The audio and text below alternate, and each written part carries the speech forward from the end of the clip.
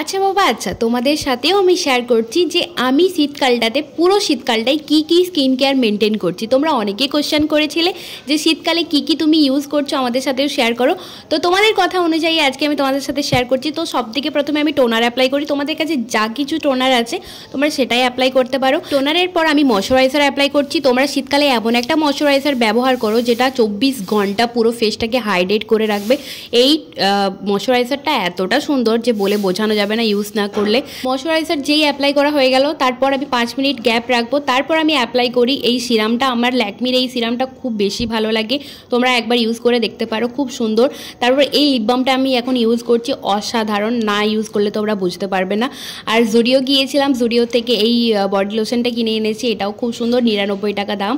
এতটা সুন্দর বলে বোঝাতে পারবো না, এটাই এখন চলছে আমার।